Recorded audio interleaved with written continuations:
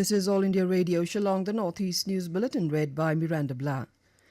Assembly elections in West Bengal, Assam, Tamil Nadu, Kerala and Puducherry will be held between the 27th of March and the 29th of April. The counting of votes in all the 4 states and 1 union territory will take place on the 2nd of May. The assembly elections in Tamil Nadu, Kerala and Puducherry will be held in a single phase on the 6th of April. Assam will go to polls in 3 phases on the 27th of March, 1st and 6th of April. In West Bengal, the polling will be held in 8 phases on 27 March, 1st, 6th, 10th, 17th, 22nd, 26th and 29th of April. Announcing the poll schedule in New Delhi yesterday, Chief Election Commissioner Sunil Arora said 18.68 crore electors will vote at 2.7 lakh polling stations for 824 seats in the elections.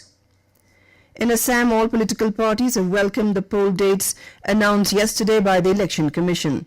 Talking to AIR correspondent, spokesperson and leaders of the BJP, Congress, Assam Gana Parishad, AIUDF and Raijor Dal welcomed the announcement as the polling process would come to an end before the Bohag Bihu in mid-April. Assam is going to polls in 3 phases beginning on the 27th of March. Assam has 126 assembly seats. Due to the COVID situation, the number of polling stations has been increased. The Office of the Chief Electoral Officer has already started organizing an awareness drive to increase the polling percentage. The process of seat sharing and selection of candidates has begun and no political parties have announced their candidatures for so far. In Meghalaya, the State Cabinet has decided to reduce the value-added tax on liquor from 40% to 37.5% and do away with the 25% fixed as lifting charge. Meghalaya Deputy Chief Minister Preston Tinsong told reporters in Shillong yesterday that the government has decided to revert to 2 rupees as lifting charge instead of 25%.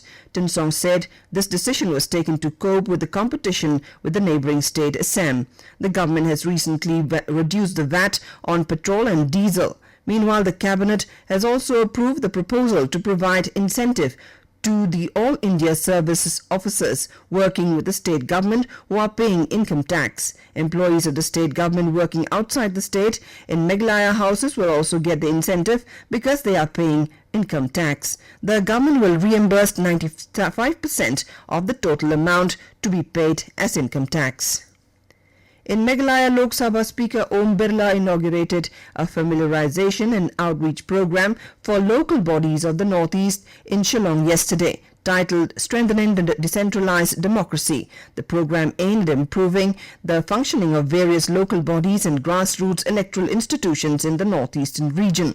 In his address, the Speaker described autonomous district councils as special provisions aimed at protecting the rights of tribal communities in the region.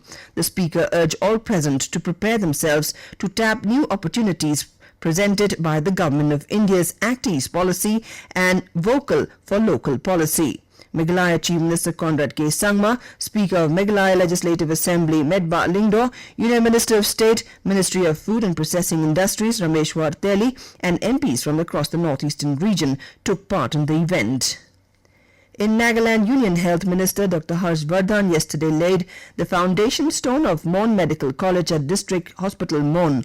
Dr. Vardhan said that in the last 7 years, all-round developments have taken place in the country. He said in the next few years, the country will witness many more developments like education, health and other sectors. He expressed his happiness that there is significant, perceptible and measurable changes in all parameters as far as the development of the northeastern states is concerned, particularly Nagaland. Chief Minister Nephew Rio termed the laying of foundation stone as historic. He said that providing health care to the people and particularly to the underprivileged and far-flung areas is a long-cherished dream. The government will start administering COVID-19 vaccine to people above 60 years of age from the 1st of next month. Those above 45 years of age with comorbidities will also be vaccinated in this phase. The vaccine will be administered free of cost at 10,000 government hospitals to these groups, while the cost of the vaccine at 20,000 private vaccination centers will be borne by them. And with that, we end the Northeast News Bulletin, which came to you from the Shillong station of All India Radio. Have a nice day.